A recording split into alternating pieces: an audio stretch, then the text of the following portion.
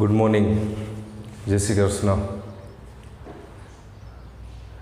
Last lecture में આપણે chapter number 4 समतल में गति बे सदिशों अदिश गुणाकार नी चर्चा करी। अदिश गुणाकार ए हमेशा शू आपे? मूल्य आपे। जेनी अंदर छेल्लू सूत्र आपणे कीधुं हतुं ए नो बी परनो प्रक्षेप अथवा ए नो बी नी दिशामांनो घटक। तो आपणे तमने याद अपाव्युं, याद रखाव्युं ए नो बी नी दिशानो घटक। तो जेनी दिशामां होय ए क्यां आवशे? छेदमां। अने बी नो ए नी दिशामां तो बी डॉट ए छेदमां ए नो बी नी दिशामां घटक। आने रिलेटेड आपणे छेल्ला दाखलामां चर्चा करी हती। बराबर है। एक वखत बी बराबर आई प्लस छे लेवानुं हतुं अने एक वखत बी बराबर आई माइनस छे ए जे हतो एनो एच 2i प्लस 3j। अहींया सुधी आपणे कम्प्लीट कर्युं ने पूर्ण कर्युं। बे सदिश वच्चेनो खूणो तो cos थीटा बराबर ए वेक्टर डॉट बी वेक्टर छेदमां ए इंटू बी। जो थीटा बराबर 0 तो ए अने बी एकबीजाने शुं कहेवाय? समांतर। एटले ए समांतर बी। अने जो थीटा बराबर 90 तो ए छे ए बी ने शुं कहेवाय? लंब। એટલે બે સદિશ પરસ્પર લંબ હોવા માટેની શરત એ વેક્ટર એ છે એ બી ને લંબ। એ ડોટ જેની શરતને આપણે કીધું એ ડોટ બી બરાબર 0। બે સદિશ પરસ્પર લંબ હોવા માટેની શરત A dot B equals to 0। તો આટલે સુધીની ચર્ચા આપણે લાસ્ટ લેક્ચરમાં કરી। ત્યાર પછી આજના લેક્ચરમાં ખૂબ એટલે ખૂબ અગત્યનો ટોપિક ભણવાના છીએ આપણે બે સદિશોનો અદિશ ગુણાકાર। બે સદિશોનો સદિશ ગુણાકાર। અદિશ ગુણાકાર આપણે કમ્પ્લીટ કર્યું। હવે આવશે સદિશ ગુણાકાર। મેં તમને કીધું અદિશ ગુણાકારથી હંમેશા મૂલ્ય મળતું હતું। तो सदिश गुणाकार थी हमेशा शू मळशे आपणने? सदिश। बे सदिशोनो सदिश गुणाकार।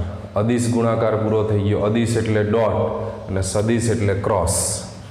सदिश गुणाकार एटले क्रॉस, अदिश एटले डॉट अने सदिश एटले क्रॉस। तो आज आपणे भणवानो छे सदिश गुणाकार। तो सदिश गुणाकार थी हमेशा सदिश मळे, मूल्य ना मळे। क्यारे? सदिश गुणाकार थी हमेशा एनो सदिश मळे, मूल्य मळे नहीं। तो बे सदिशोना सदिश गुणाकार हमेशा बे सदिशोनो सदिश गुणाकार हमेशा बे सदिशोनो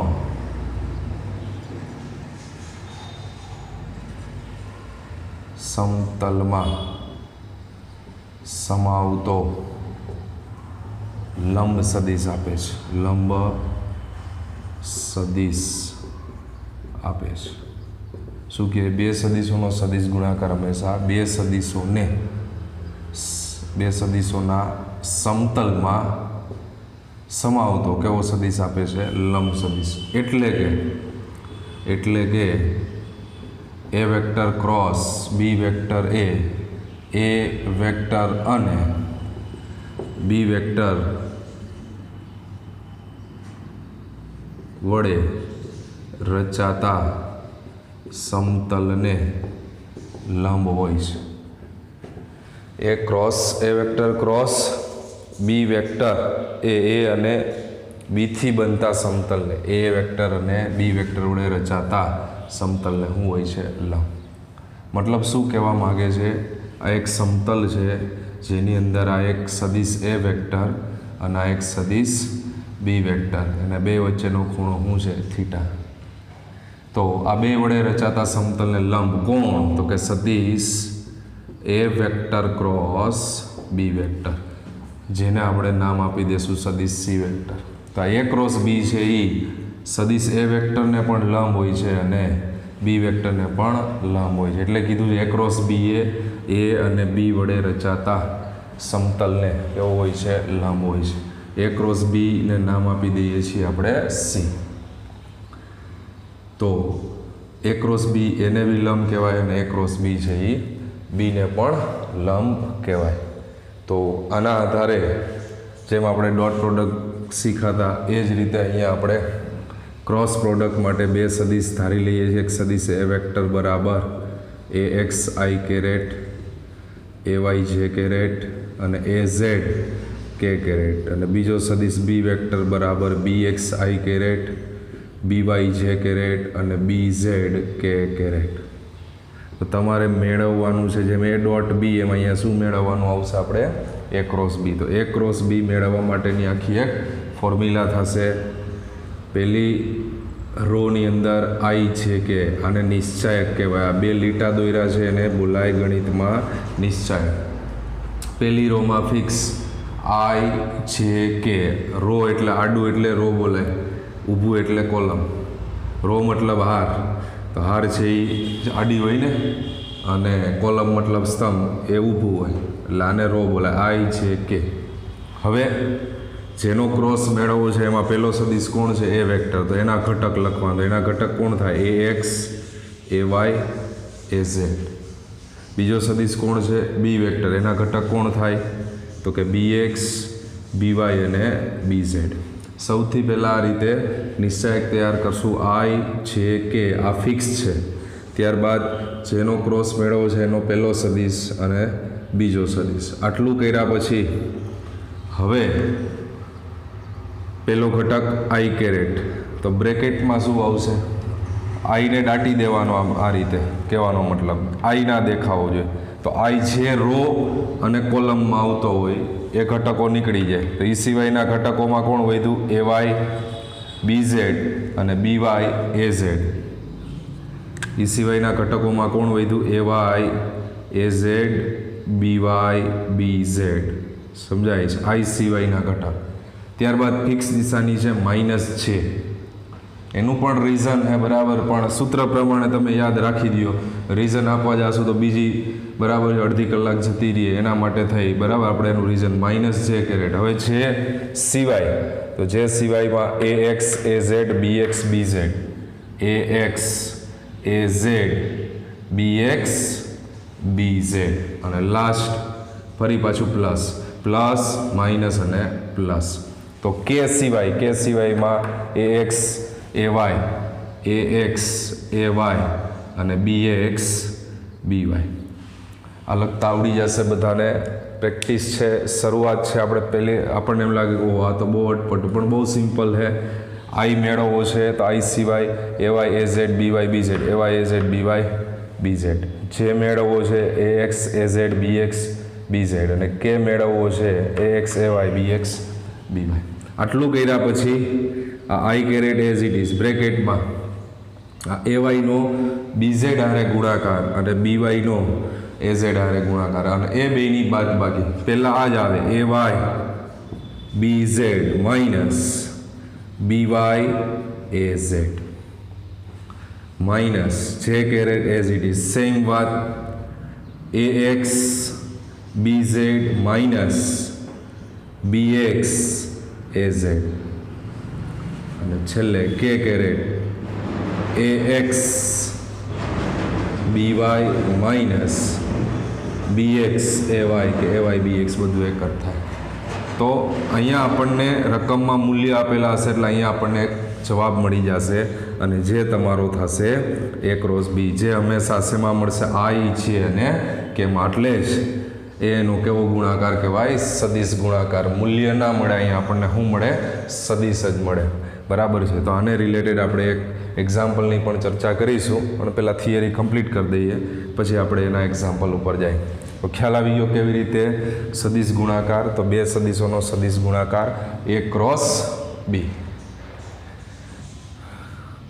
તો આની પહેલાં ભણ્યા અદિશ ગુણાકાર. અદિશ ગુણાકારમાં કોસ અને સદિશ ગુણાકારની અંદર શું આવશે સાઇન.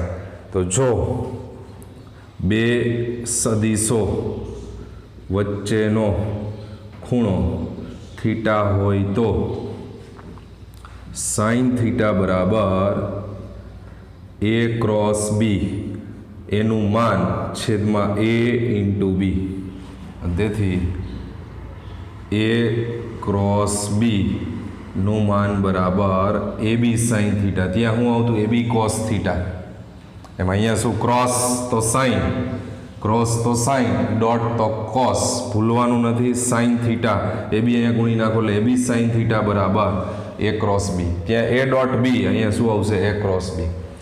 હવે આ બે લીટા એટલે દર્શાવ્યા છે એનું મૂલ્ય, કારણ કે આ તો શું બતાવે, સદિશ બતાવે, તો મૂલ્ય કાઢવું છે બરાબર, એટલે એનું માન લેવું પડશે. એટલે એ ક્રોસ બીનું માન બરાબર એ બી સાઇન થીટા. ત્યાર પછી આપણે એની અંદર ક્રમના નિયમની વાત કરી હતી. તો સદિશનો ગુણાકાર, સદિશનો ગુણાકાર ક્રમના નિયમનું પાલન કરે નહીં. મતલબ A cross B is not equals to B cross A. આમાં થતું હતું અહીંયા સદિશની અંદર થાય, આની અંદર ક્રમના નિયમનું પાલન થતું નથી. મતલબ કે એ ક્રોસ બી બરાબર શું થાય, તો કે માઇનસ બી ક્રોસ એ. બેમાં ઇક્વલ રિલેશન જોતો હોય ને તો આગળ કેવી નિશાની આવશે, માઇનસ. એ ક્રોસ બી બરાબર માઇનસ બી. મતલબ લખું બી ક્રોસ સી તો જવાબ થઈ જાય સામે માઇનસ સી ક્રોસ બી, એવું લખી શકાય. પણ માઇનસ લખો તો, માઇનસ કાઢી નાખો તો ઇક્વલ ના ગયા. એટલે પહેલામાં સેમ મળતું હતું, કેમાં અદિશ ગુણાકારમાં સેમ, એટલે ક્રમના નિયમનું પાલન થતું હતું. અહીંયા ક્રમના નિયમનું પાલન થશે નહીં. ત્યારબાદ વિભાજનનો નિયમ. તો વિભાજનનો નિયમમાં એ ક્રોસ બી પ્લસ સી બરાબર લખીએ ગાય એ ક્રોસ બી પ્લસ એ ક્રોસ સી. એ છે એ બીને લાગુ પડે અને એ છે એ સીને પણ લાગુ પડે. ત્યાર પછી આપણે બે શક્યતા એની અંદર પણ કીધી હતી, આની અંદર પણ કહીએ કે જો થીટા બરાબર 90, થીટા બરાબર 90 મૂકી દઈએ તો સાઇન થીટા સાઇન 90 કેટલા થઈ જાય 1, અને તેથી એ ક્રોસ બીનું મૂલ્ય આપણને શું મળે એ બી. થીટા બરાબર 90 તો એ ક્રોસ બીનું જે મૂલ્ય છે એ શું થઈ જશે એ બી.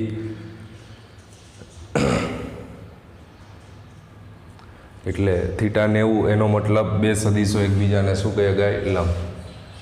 અને જો થીટા બરાબર 0, થીટા બરાબર 0 કે 180 તો સાઇન 0 0 થાય અને સાઇન 180 પણ 0 થાય. સાઇન 0 પણ 0 અને સાઇન 180 પણ 0, એટલે આ મૂલ્ય 0 થઈ જાય. તો એના આધારે એ ક્રોસ બી બરાબર શું મળશે આપણને 0. ક્યારે થીટા બરાબર 0 તો આના આધારે આપણને એ પણ ખબર પડવી જોઈએ કે જ્યારે બે સદિશ એકના એક જ હોય એ ક્રોસ એ, તો એનો જવાબ હંમેશા શૂન્ય સદિશ આવે. શું આવશે શૂન્ય સદિશ, કારણ કે આ સદિશ મળે. બે ઊભા લીટા દર્શાવું તો એનું શું થઈ જાય મૂલ્ય થઈ જાય, તો એનું માન કહેવાય. આ જ રીતે બી ક્રોસ બી તો પણ જવાબ શું થઈ જાય 0. સી ક્રોસ સી તો પણ જવાબ શું થઈ જાય 0. તો આઈ જે કે એને રિલેટેડ જાય તો આઈ ક્રોસ આઈ, જે ક્રોસ જે અને કે ક્રોસ કે તો જવાબ થઈ જાય 0. જ્યારે ડોટમાં આઈ ડોટ આઈ, જે ડોટ જે, કે ડોટ કે 1 થતું હતું, એના કરતાં ઓપોઝિટ અહીંયા. એ જ રીતે આઈ અને જેનો ક્રોસ તો જવાબ થાય કે કેરેટ, જે ક્રોસ કે તો જવાબ થાય આઈ, અને કે ક્રોસ આઈ તો જવાબ થાય છે.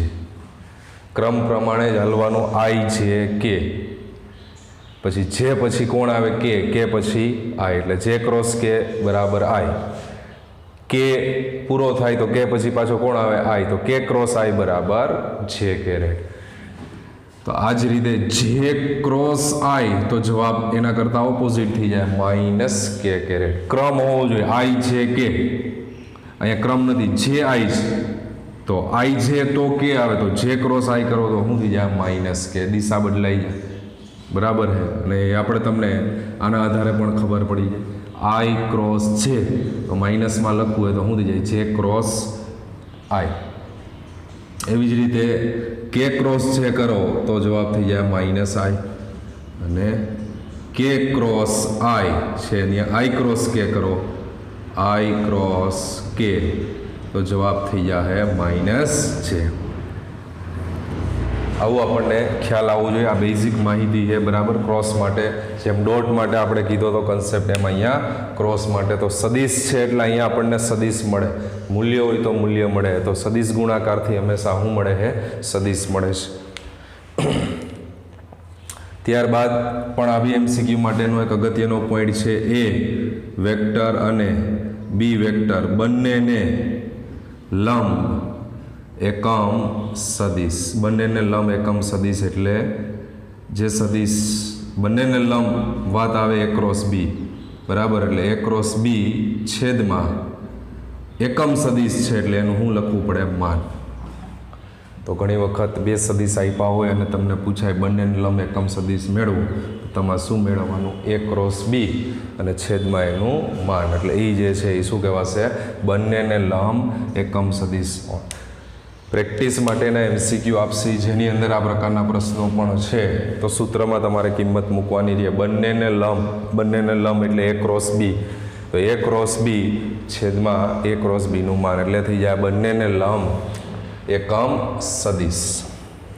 ત્યાર પછી પણ હજી બીજા 3 સૂત્રો છે બધા જે MCQ માટે અગત્યના છે. જો A વેક્ટર અને બી વેક્ટર એ ત્રિકોણની કોઈ બે બાજુઓના માપ હોય, બે બાજુઓના કોઈ બી બે બાજુ લઈ લ્યો, બે બાજુઓના માપ હોય તો ત્રિકોણનું ક્ષેત્રફળ બરાબર સૂત્ર થઈ જાય 1/2. બે જે બાજુ આપી હોય એ બે બાજુનો ક્રોસ લઈ લેવાનો અને એનું મૂલ્ય ને ભાગ્યા 2 એટલે સીધું જ એ શું બતાવશે? ત્રિકોણનું ક્ષેત્રફળ. શું કહીએ છીએ? A અને B એ ત્રિકોણની કોઈ બી બે બાજુ આપી હોય આપણને તો એનું ક્ષેત્રફળ માટેનું સૂત્ર થઈ જાય 1/2 A vector cross B vector. જો A વેક્ટર અને બી વેક્ટર એ કોઈ સમાંતર બાજુ ચતુષ્કોણની પાસેની બાજુઓ હોય તો ચતુષ્કોણનું ક્ષેત્રફળ બરાબર A ક્રોસ બીનું માન. તો ત્યાં થઈ જાય 1/2 નહીં આવે, ખાલી A ક્રોસ બી. શું કામ આવું થઈ જાય? તો કે ચતુષ્કોણની અંદર તમે એનો પરિણામી દોરો તો બે ત્રિકોણ બની જાય. તો આ રીતે બે ત્રિકોણ વિચારો તો એક ત્રિકોણ માટે 1/2, તો બીજા ત્રિકોણ માટે 1/2, તો એ બેનો સરવાળો થઈને શું બની જાય? 1/2 + 1/2 એટલે ખાલી આવશે A ક્રોસ બી. ત્રિકોણનું ક્ષેત્રફળ તો 1/2, ચતુષ્કોણનું ક્ષેત્રફળ તો 1/2 નહીં આવે. અને એમાં બી બે બાજુ હોય તો એના માટે જ. અને છેલ્લું આ જે સૂત્ર છે એ બરાબર છે વિકર્ણ આપ્યા હોય આપણને, A વેક્ટર અને બી વેક્ટરે કોઈ ચતુષ્કોણ માટેના શું આપ્યા હોય? વિકર્ણ. A વેક્ટર અને બી વેક્ટરે કોઈ ચતુષ્કોણના વિકર્ણ હોય તો ચતુષ્કોણનું ક્ષેત્રફળ બરાબર 1/2 A cross B. A cross B મતલબ વિકર્ણ ક્રોસ વિકર્ણ. તો જો વિકર્ણ આપ્યા હોય અને ચતુષ્કોણનું ક્ષેત્રફળ તો 1/2, બાજુ આપી હોય તો 1/2 નહીં. બે સૂત્રમાં જોજો વિકર્ણ આપ્યા છે તો આ સૂત્રનો ઉપયોગ થાય. વિકર્ણ આપ્યા છે તો 1/2 A ક્રોસ બી અને બાજુ આપી છે તો ખાલી A ક્રોસ બી. તો આ ત્રણેય સૂત્ર ખૂબ અગત્યના છે જે શેના માટે છે? ત્રિકોણનું ક્ષેત્રફળ અને ચતુષ્કોણનું ક્ષેત્રફળ મેળવવા માટેના સૂત્રો છે. અને આવી એક MCQ છે A vector plus B vector. A vector plus B vector એક MCQ છે. A vector plus B vector અને A vector cross B vector વચ્ચેનો ખૂણો 90. MCQમાં ઘણી વખત પૂછાય છે A પ્લસ બી અને A ક્રોસ બી વચ્ચેનો ખૂણો કેટલો? તો A પ્લસ બી અને A ક્રોસ બી વચ્ચેનો ખૂણો થશે 90. બરાબર છે. MCQની દ્રષ્ટિએ ઘણી વખત પૂછાય છે કે A પ્લસ બી અને A ક્રોસ બી વચ્ચેનો ખૂણો કેટલો? 90. એટલે આ મેળવવો હોય તો તમારે આપણે જે સૂત્ર છે cos થીટા બરાબર આ એક સદિશ છે ને આ બી એક સદિશ જ છે, આ બેનો ડોટ આવે એટલે a plus B dot a cross B અને છેદમાં એ બેનું માન સૂત્રની મદદથી જ થાય બરાબર છે, પણ સીધું યાદ રાખવા માટે MCQ માટે યાદ રાખશો. આ ડોટ એટલે આનો આની હારે ડોટ લેવાનો થાય આપણે, તો આ એ છે એ આને ડોટ કરે અને બી છે એ આને ડોટ કરે, મતલબ આવું થઈ જાય A dot A cross B plus B dot A cross B અને છેદમાં જે છે એ એઝ ઇટ ઇઝ. તો આ જે નિયમ છે એ ગણિતનો નિયમ છે, આ ડોટ આ બે સમાન થાય તો જવાબ જ્યારે છે 0 થઈ જાય, એ તમને ખ્યાલ ન આવે, આખું ગણિત લેવલની વાત છે.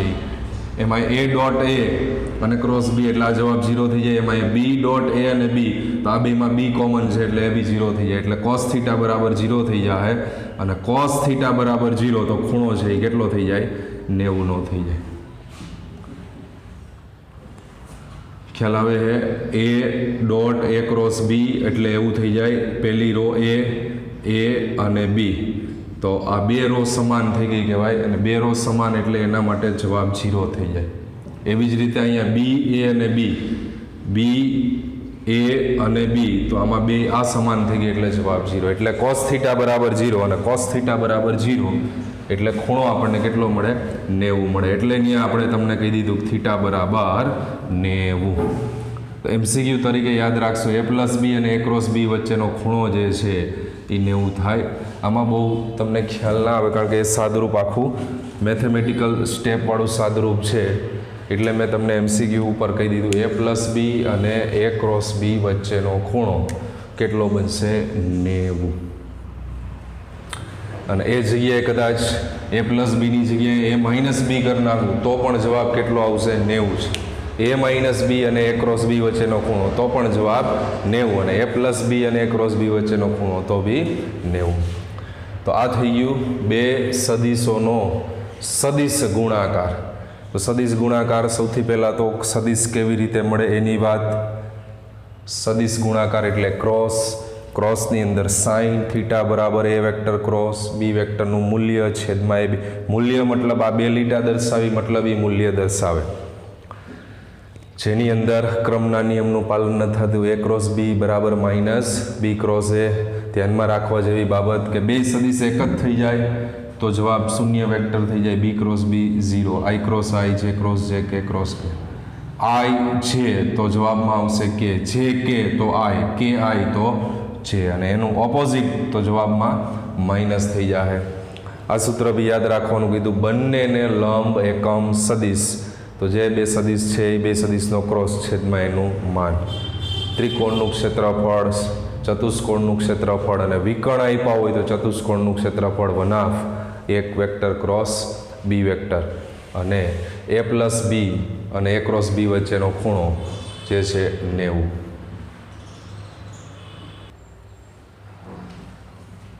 તો ક્રોસ ગુણાકારને રિલેટેડ આપણે એક બે પ્રશ્નોની ચર્ચા કરીએ.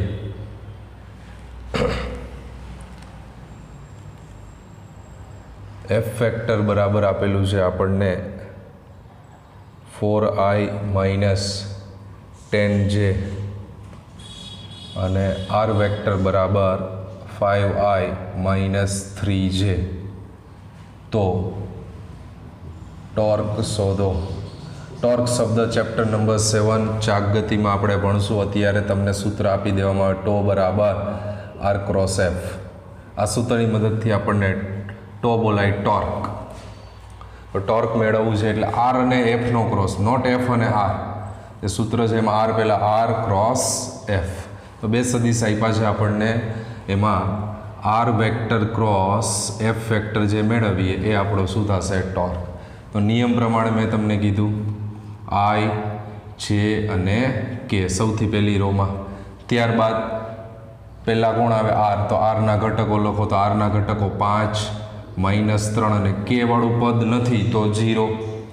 ત્યારબાદ એફ, તો એફના ઘટકો 4 માઇનસ 10 અને એમાં બી કે નથી એટલે 0. તો આ થઈ ગયું આર ક્રોસ એફ. તો નિયમ પ્રમાણે આઈ કેરેટ જે અને રો કોલમમાં આવતો એ સિવાયના ઘટકોમાં -3 0 -10 0. એ જ રીતે નિયમ પ્રમાણે માઇનસ છે 5 0 4 0 5 0 4 0 અને કે કેરેટ 5 4 -3 -10. હવે આપણને મૂલ્ય મેળવતા તો આવડે છે. તો -3 ગુણ્યા 0 એટલે 0 અને -10 ગુણ્યા 0 એટલે 0. આઈ કેરેટ 0 -0 માઇનસ જે કેરેટ એમાં બી 5 ગુણ્યા 0 4 ગુણ્યા 0 એટલે 0 -0 અને કે કેરેટ 5 10 50 એટલે -50 માઇનસ 4 તેરીએ -12 એટલે -12. આ નિશાની માઇનસ તો સૂત્રની છે, આ જે છે એ કિંમતની મળે છે આપણને. તો આઈ caret into 0 minus j caret into 0 plus કે કેરેટ ઇન્ટુ -50 વત્તા 12 તો થઈ જાય -38. આઈ ઇન્ટુ 0 એટલે 0 થઈ જાય, લખવાની જરૂર નથી.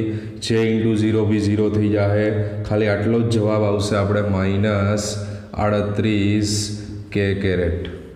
38 કે કેરેટ. આ થઈ ગયું આર ક્રોસ એફ. મેળવવાનું કીધું છે આપણને આર ક્રોસ એફ. ટોર્ક કેટલું થાય? તો torque R vector cross F vector બરાબર -38 કે કેરેટ. ખ્યાલ આવ્યો? હજુ એક પ્રશ્ન એવો લઈએ આપણે, જે પણ આપણે તમને સૂત્ર આવ્યું એવો એકમ સદિશ શોધો કે જેથી 2i + 3j + k અને i - j + 2k ને લંબ હોય. એવો એકમ સદિશ. તો આપણે કીધું બંનેને લંબ હોય એટલે એનો મતલબ એમ કે તમારે મેળવવાનું બંનેને લંબ એકમ સદિશ. તો બંનેને લંબ એકમ સદિશ સૂત્ર આપી દીધું તમે. બંનેને લંબ એકમ સદિશ પ્લસ માઇનસ એ વેક્ટર ક્રોસ બી વેક્ટર છેદમાં એ ક્રોસ બી. તો અહીંયા પેલો સદિશ છે એ તમારો એ વેક્ટર થઈ જાય અને આ બીજો સદિશ છે એ તમારો બી વેક્ટર થઈ જાય. આ બેયનો આપણે શું મેળવવાનો રહીએ? ક્રોસ. કેવી રીતે મેળવશું ક્રોસ? હમણાં આગલા એટલે એ ક્રોસ બી બરાબર આઈ જે કે. આઈ એ વેક્ટર તો 2 3 1 2 3 1 માઇનસ હોય તો માઇનસ લખવાના. અને બી વેક્ટર 1 -1 અને 2 1 -1 અને 2. તો આઈ કેરેટ હવે સીધું જ આપણે બ્રેકેટમાં લખશું. આઈ કેરેટ આપણને ખ્યાલ આવી જાય 3 દુ 6 -1 ગુણ્યા 1 એટલે -1. તો 6 -1. ત્યારબાદ માઇનસ છે કેરેટ 2 દુ 4 1 1 4 -1 અને પ્લસ કે કેરેટ -2 1 -2 અને 3 1 3 -2 અને -3.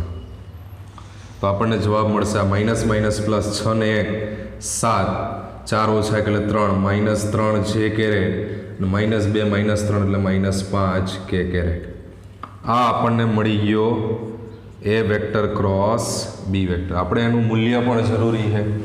તો મૂલ્ય મેળવવા માટે એ વેક્ટર ક્રોસ બી વેક્ટરનું મૂલ્ય બરાબર વર્ગમૂળમાં 7નો વર્ગ -3નો વર્ગ અને -5નો વર્ગ. આઈ છે કે 49 + 9 + 25. 49 અને 9 કેટલા થશે? 58 અને 25 એટલે થશે 83. 83 એ ક્રોસ બી મેળવો આપણને 83. તો એકમ સદિશ plus or minus A cross B આવ્યું આપણી સામે 7i caret -3j caret -5k caret અને છેદમાં એનું મૂલ્ય 83. આ જવાબ થઈ જાય.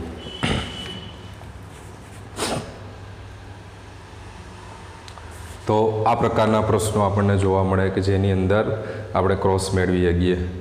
ત્યાર પછી હજુ એક પ્રશ્નની ચર્ચા કરીએ, વધારે ખ્યાલ આવે. √3 a ક્રોસ b બરાબર a.b, તો a અને b વચ્ચેનો ખૂણો શોધો. જો રકમની અંદર આપણને ક્રોસ અને ડોટ બે વસ્તુ આપેલી છે, તો હવે આપણે ડોટય ભણી ગયા છીએ, ક્રોસય ભણી ગયા છીએ. ક્રોસમાં સાઇન આવે, આપણે આવું સૂત્ર ભણી ગયા, a ક્રોસ b બરાબર આપણે લખતા હતા ab સાઇન થીટા, અને આવું પણ ભણી ગયા a.b તો બરાબર આપણે લખતા હતા ab કોસ થીટા. આ બે કિંમતો આપણે અહીંયા મૂકી દઈએ તો √3 ના √3 a ક્રોસ b ની જગ્યાએ આવી જાય ab સાઇન થીટા બરાબર a.b ની જગ્યાએ આવી જાય ab cos theta. ab cancel થઈ જાય, કોસને અહીંયા આવવા દો, સાઇનના છેદમાં કોસ અને √3 આ બાજુ છેદમાં તો 1/√3 tan થીટા બરાબર 1/√3. tan 1/√3 કેના આગળ થાય તો tan 30 અને થીટા બરાબર 30. આ અંશમાપ કહેવાય, અને જો રેડિયનમાં તો π/6 ગુણ્યા પાઈના છેદમાં 180 એટલે રેડિયનમાં ફેરવાઈ જાય. 30 × 180 π/6. તો નીટ લેવલે પૂછાઈ ગયો આ પ્રકારનો પ્રશ્ન. ક્રોસ અને ડોટ બે આપ્યા છે, તો એ અને બી વચ્ચેનો ખૂણો મેળવો.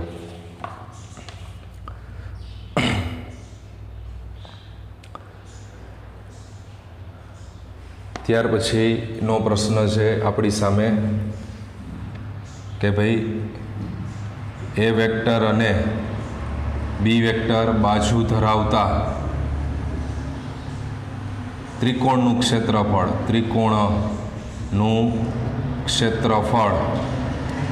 એબીના છેદમાં 4 છે, તો એ અને બી વચ્ચેનો લઘુકોણ શોધો. તો આ ત્રિકોણનું ક્ષેત્રફળની વાત છે. આપણે હમણાં સૂત્ર આપ્યું તમને, ત્રિકોણનું ક્ષેત્રફળ બરાબર 1/2 a ક્રોસ બી, જે બે બાજુ છે એનો ક્રોસ. આ ક્ષેત્રફળ આપી દીધું છે આપણને એ બીના છેદમાં 4. આ 1/2 એ. હવે a ક્રોસ બી એટલે શું લખી શકાય તો તમને આઈડિયા આવી જાવ. a ક્રોસ બી તો એ બી સાઇન થીટા, અને a.b તો એ બી કોસ થીટા. એ બી અહીંયા કેન્સલ થઈ જાય, આ બે કેન્સલ, તો 1/2 બરાબર સાઇન થીટા. તો સાઇન થીટા બરાબર 1/2 સાઇન 30 આગળ થાય, તો થીટા બરાબર 30. લઘુકોણ મેળવો તો એ અને બી વચ્ચેનો લઘુકોણ જે છે કેટલો થશે? 30.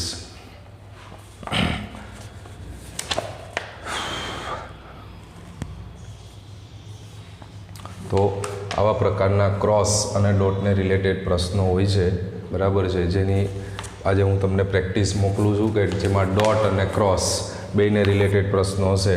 જે તમે પ્રેક્ટિસ કરશો તો જ આને રિલેટેડ તમને ચર્ચા ખબર પડશે. ડોટ અને ક્રોસ આ ખૂબ અગત્યનો પોઈન્ટ છે. મેં પહેલાં લેક્ચરમાં બી તમને કીધું હતું આની પહેલાંના કે આ 12મા ધોરણમાં આવે, જ્યાં તમારે ગમે ત્યાં ક્રોસ મેળવવાનો આવે તો ક્રોસ કઈ રીતે મેળવવો, બરાબર, એની તમને વિગતવાર માહિતી આપી દીધી. એટલે ક્રોસ મેળવવા આવવું જોઈએ અને ડોટ મેળવતા બી આવડવું જોઈએ.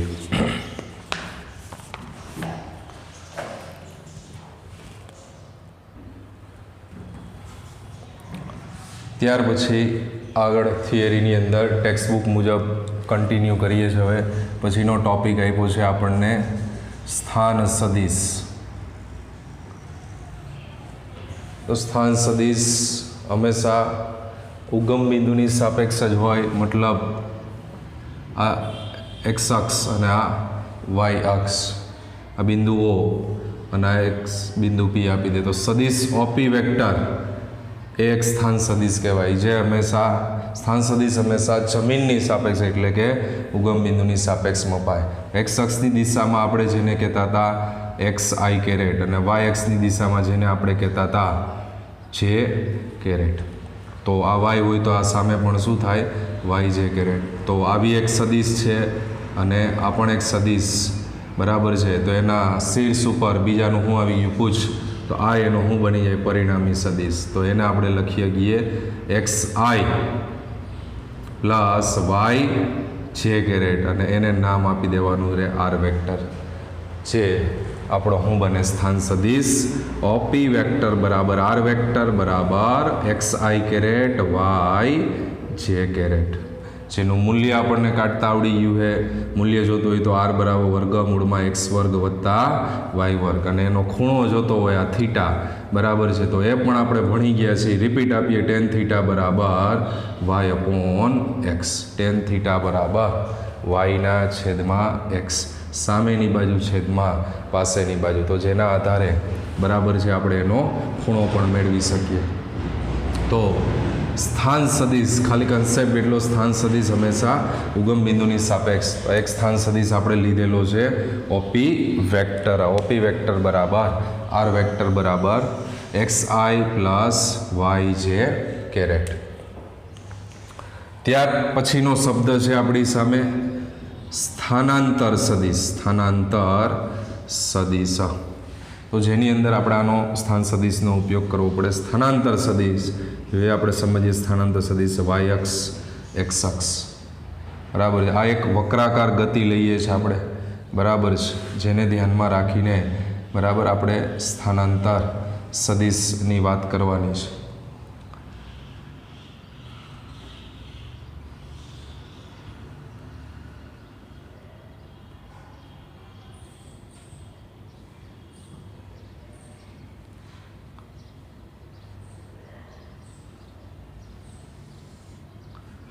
આપેલો સ્થાન સદિશ ઓપી વેક્ટર, જેને આપણે આર વેક્ટર, અને ટી સમયે કણ છે એ બિંદુ પી ઉપર છે, અને ટી ડેશ સમયે આ ટી બરાબર ટી સમય,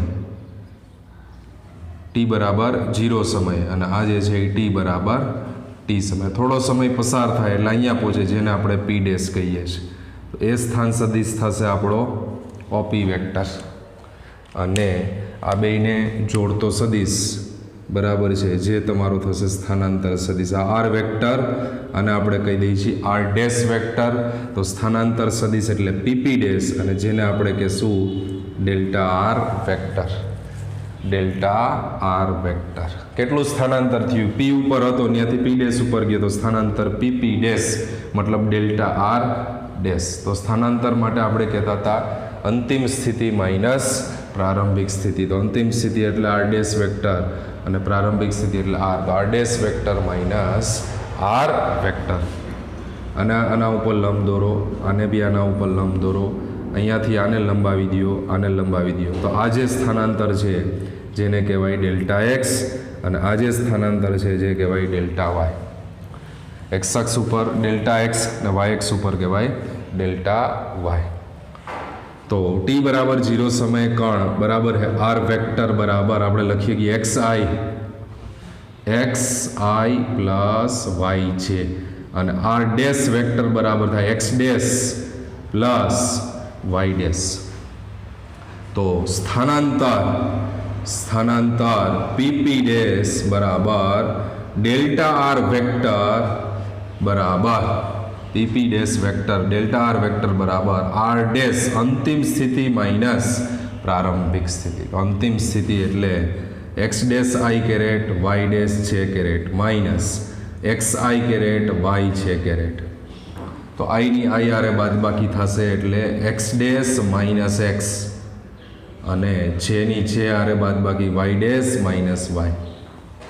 તો અહીંયા થઈ જાય આ ડેલ્ટા એક્સ આઈ કેરેટ અને આ ડેલ્ટા વાય જે કેરેટ, જે તમારો થાય સ્થાનાંતર સદિશ ડેલ્ટા આર વેક્ટર બરાબર ડેલ્ટા એક્સ આઈ કેરેટ પ્લસ આ ડેલ્ટા એક્સ અને ડેલ્ટા વાય જે કેરેટ. ડેલ્ટા એક્સ આઈ કેરેટ એટલે બરાબર છે એક્સ ડેશ માઇનસ એક્સ, અને delta Y dash minus Y.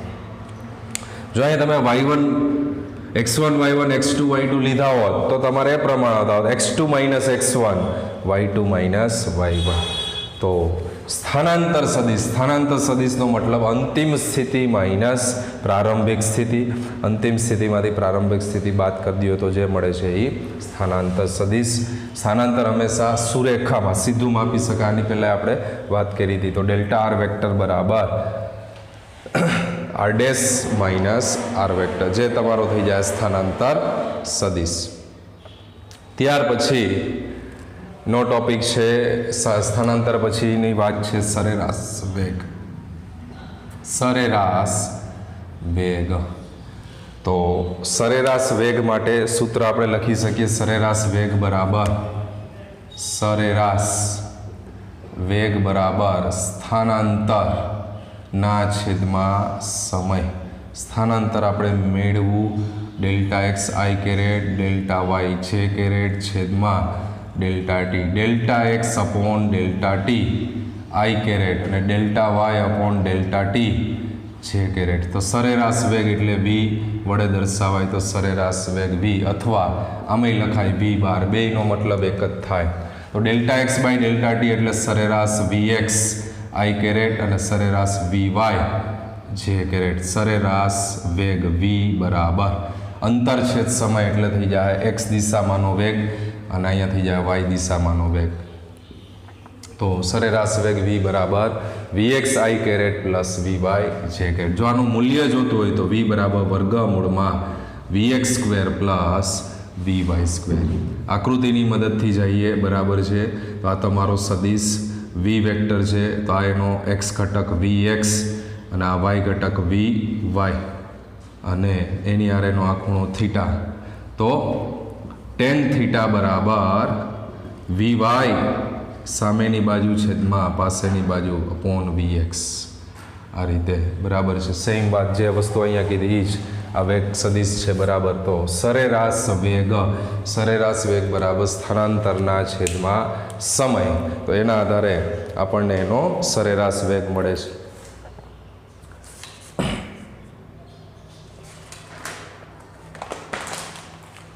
સરેરાશ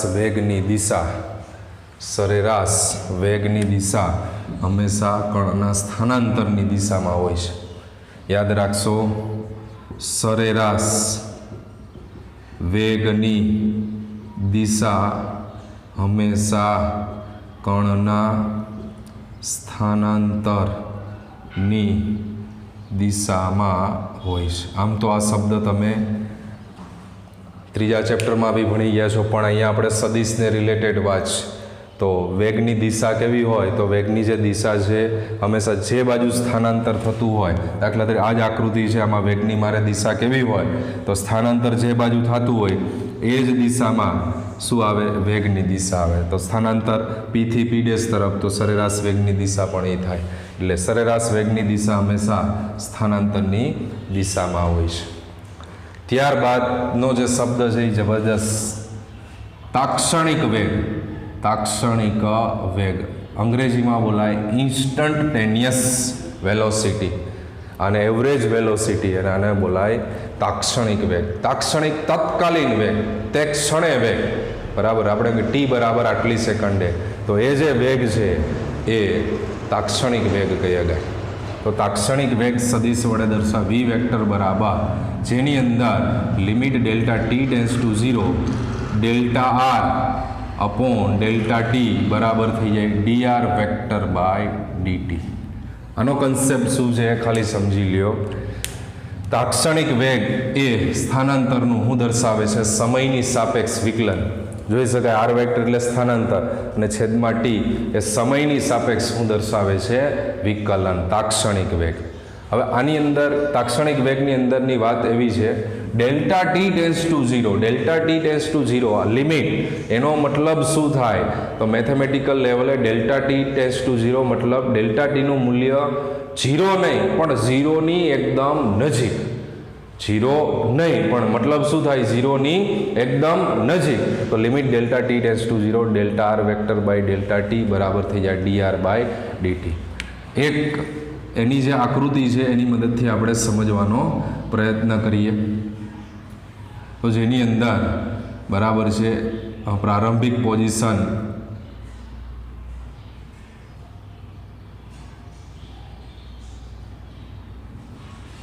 જુદી જુદી 3-4 આકૃતિઓ આપણને જેની અંદર જોવા મળે છે. બિંદુ પી આપણે ફિક્સ કરી દઈએ છીએ. બિંદુ પી, આ બિંદુ પી અને આ બિંદુનું નામ આપી દઈએ P1. આ OP અને આ થશે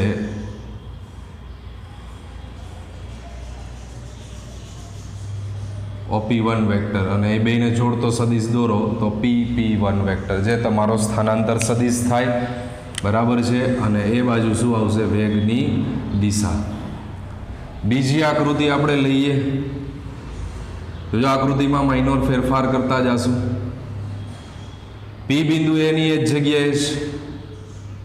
હવે આ P1 છે એ થોડો ખસીને નજીક આવી ગયો, એને કહીએ છીએ P2, બરાબર છે. P1 છે એ થોડો ખસીને નજીક આવી જાય છે, એને કહીએ P એઝ ઇટ ઇઝ છે, બરાબર છે. તો આ નજીક આવતું ગયું, બરાબર, એટલે સ્થાનાંતર ઘટ્યું થોડુંક આની સાપેક્ષમાં. ત્રીજી આકૃતિ તમે વિચારો, બરાબર છે. તો P2 ની જગ્યાએ હવે P3 અહીંયા વિચારો, બરાબર છે. તો હજી નજીક આવી જાય. અને છેલ્લી આકૃતિ, બરાબર છે, P4 એવું બતાવીએ છીએ કે જ્યાં P છે એની બાજુમાં જ કોણ આવી જાય છે? P4. P છે એની બાજુમાં જ. P3 મેં દર્શાવ્યું નથી, દાખલા P3 અહીંયા છે એમ સમજી લ્યો તમે. અને પછી સાવ નજીક તો સ્થાનાંતર છે એ શૂન્ય નથી થતું. સ્થાનાંતર છે એ શૂન્ય ના કહેવાય. શૂન્ય ક્યારે કહેવાય? તો કે P ઉપર જ P4 બોલું ને તો શું કહેવાય? શૂન્ય કહેવાય, બરાબર છે. એટલે અહીંયા P ની ઉપર P4 નથી. આ સમજવા જેવું છે ખાસ. આ મિનિંગ આ સમજાવવામાં કે ડેલ્ટા T ટેન્ડ્સ ટુ 0. તો ડેલ્ટા T 0 ક્યારે કહેવાય? કે જ્યારે P ઉપર બિંદુ P4 આવી જાય તો અહીંયા P ઉપર P4 નથી આવતો, P ની એક્ઝેક્ટ બાજુમાં, એટલે એને ટચ કરે, બરાબર, એ રીતે P4 આપેલું. એટલે શૂન્ય નથી કહેવાનો મતલબ, શૂન્યની નજીક કહેવાય, શૂન્ય કહેવાય નહીં. તો ત્યારે વેગની દિશા શું હોય? વેગની દિશા આપણે કીધું સ્થાનાંતરની દિશામાં હોય, તો ત્યારે વેગની દિશા છે એ સ્પર્શકની દિશામાં. તો જે બિંદુ છે એ બિંદુને શું દોરવાનું થાય? સ્પર્શક. તમને ખ્યાલ જ છે, બરાબર છે, 10મા ધોરણમાં ગણિતમાં ભણી ગયા છો સ્પર્શક. તે બિંદુએ દોરેલા સ્પર્શકની દિશામાં. સ્થાનાંતર 1 by 1 આકૃતિમાં આપણે ધીમે ધીમે આ P1 પાછો નજીક આવ્યો, P2 સ્થાનાંતર ધીમે ધીમે શું કરતા જઈએ? ઘટાડતા જઈએ. તો ઘટાડતા એક પોઝિશન આપણે એવી પોઝિશન ઉપર આવી ગયા કે જે એક્ઝેક્ટ P ની નજીક આવી ગયા, સાવ એટલે સાવ નજીક. તો જે બરાબર છે તે બિંદુ પાસે વેગની દિશા છે એ ગતિપથને દોરેલા સ્પર્શકની દિશામાં. આ બધા માટે આપણે એમ કહીએ કે સ્થાનાંતરની દિશામાં. તો અહીંયા કેવું હોય તો શું કહેવાશે? વેગની દિશા તે બિંદુએ દોરેલા સ્પર્શકની દિશામાં હોય છે. વેગની દિશા છે એ તે બિંદુએ દોરેલા સ્પર્શકની દિશામાં હોય છે. એટલે તાક્ષણિક વેગ, બરાબર છે, એટલે dr/dt. dr/dt એટલે વિકલન, જે તમે ત્રીજા ચેપ્ટરમાં ભણી ગયા છો. સમજાવવાનો મતલબ એટલો જ છે, ધીમે ધીમે સ્થાનાંતર ઘટાડતા જઈએ. ઘટાડતા P4 બિંદુ છે એ P ની એકદમ નજીક આવી ગયું, એકદમ નજીક, મતલબ શૂન્ય સ્થિતિ નથી દર્શાવતું, બરાબર છે. તો ત્યારે વેગની દિશા કેવી હોય તો શું કહેવાય? તો એ બિંદુએ દોરેલા સ્પર્શકની દિશામાં એ શું આપે છે? વેગની દિશા. ત્યાર પછીનો પોઈન્ટ છે સરેરાશ પ્રવેગ. તો સરેરાશ પ્રવેગ વિશે બી ચર્ચા કરી દઈએ આપણે, એટલે આ કમ્પ્લીટ થઈ જાય. સરેરાશ વેગ અને સરેરાશ પ્રવેગ. હવે પછીનો ટોપિક આપણો છે સરેરાશ પ્રવેગ.